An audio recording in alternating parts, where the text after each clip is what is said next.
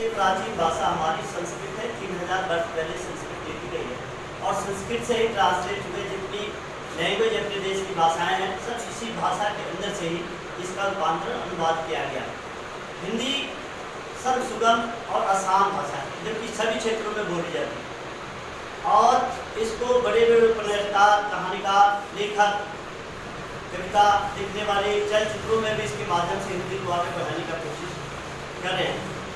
कई हिंदी कवि जिन्होंने उपन्यास लिखा है उनका मैं नाम बोलूँ तो बहुत ज़्यादा समय लगेगा, फिर भी मैं कुछ उपन्यासकारों का, कुछ कविताकारों का, कुछ धार्मिक लेखकों का मैं नाम रखूँगा जरूर। जैसे प्रेमचंद हिंदी कहानी के बहुत बड़े पुरस्कार हुए हैं, बहुत अच्छी किताब लिखी है, उनकी कहानी पढ़ें, उनमें साहित्य की हमें नॉलेज पूरी मिलेगी। रविन्द्रनाथ टैगोर जी ने उपन्यास लिखा हुआ है, सुमित्रानंद पंत ने लिखा है, जयशंकर प्रसाद ने लिखा है, शंकर उपाध्याय रेडियो ने लिखा है, मैथेसन गुप्त ने लिखा है, महादेवी वर्मा ने लिखा है।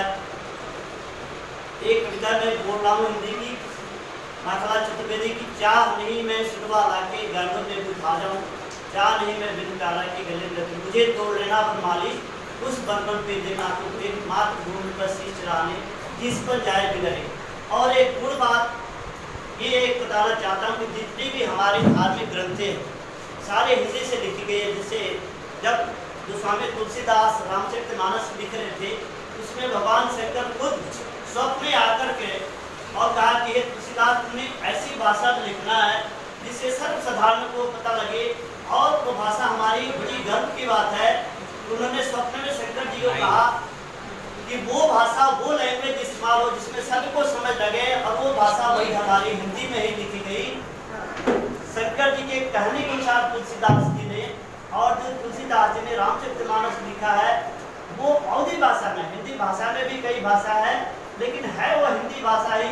इसलिए तुलसीदास जी ने शंकर जी के कहने के अनुसार रामचरितमानस को हिंदी में लिखा जिसको हम अवधी भाषा बोलते हैं। धन्यवाद।